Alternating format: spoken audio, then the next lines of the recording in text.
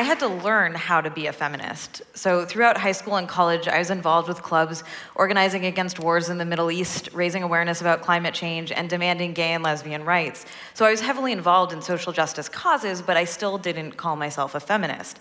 At the time, I may have even uttered the dreaded phrase, "I believe in equality, but I'm not a feminist." Yeah, not a high point in my life. So like most people who grew up immersed in the neoliberal ideology of the West, I saw the world largely as a series of individuals making their own personal individual choices. And here I was, a young woman making my own personal choices about what to wear, what to buy, what to study, and what I wanted to do every day. Within that narrow individualistic framework, feminism seemed like a relic of the distant past.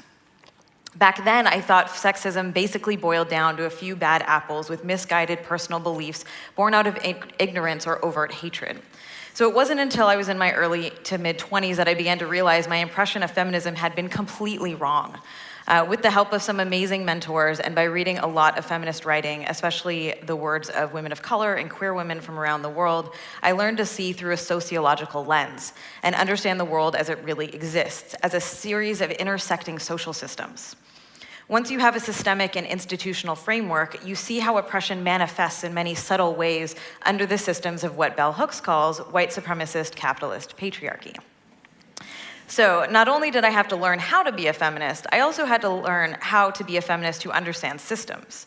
I had to learn how systems of oppression are maintained by our participation in them, but they're also self-perpetuating via paths of least resistance, and as such, are larger than any one person's choices. Okay, so this is the part where I say things that may ruffle some feathers, but I think it's a critical discussion to have. So over the past few years, I've become increasingly worried about the direction mainstream internet feminism appears to be headed, at least in the West. Unfortunately, many contemporary discourses in and around feminism tend to emphasize a form of hyper-individualism, which is informed by that neoliberal worldview. More and more, I hear variations on this idea that anything that any woman personally chooses to do is a feminist act. This attitude is often referred to as choice feminism. Choice feminism posits that each individual woman determines what is empowering for herself, which might sound good on the surface, but this concept risks obscuring the bigger picture and larger fundamental goals of the movement by focusing on individual women with a very narrow individual notion of empowerment. It erases the reality that some choices that women make have an enormous negative impact on other women's lives. So it's not enough to feel personally empowered or be personally successful within the oppressive framework of the current system. Even if an individual woman can make patriarchy work for her, it's still a losing game for the rest of the women on the planet. The fact of the matter is that some choices have ramifications beyond ourselves and reinforce harmful patriarchal ideas about women as a group and about women's bodies and our wider shared culture. And because of how systems of oppression intersect and compound one another, it's women of color, indigenous women, women living in the global south, women with disabilities, queer women, and trans women who bear the brunt of these ramifications. Choice feminism also obscures the fact that women don't have a real choice. We have a very narrow set of predetermined choices within patriarchy. Women can choose from a pre-approved palette, but we cannot meaningfully choose liberation. We cannot choose a way out from our constraints, at least not without ending these oppressive systems that limit our options.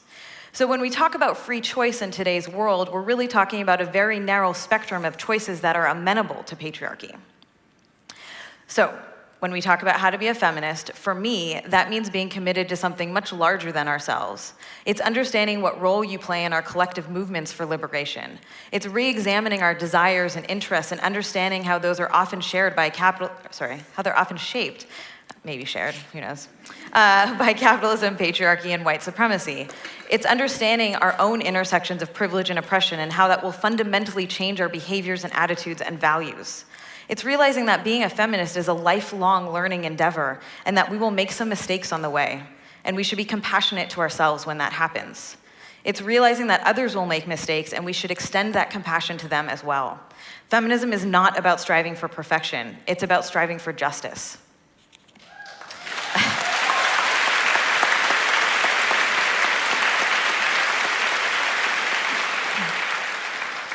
We are all connected. We are all bound together under the oppression of patriarchy, and as such, our personal actions or inactions do have a harmful effect on other women, especially those from the most marginalized communities.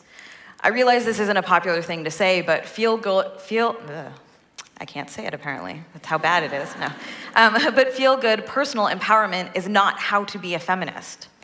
In order to be a feminist, we have a responsibility beyond ourselves. We have a responsibility to each other, and we have a responsibility to work for the collective liberation of all women.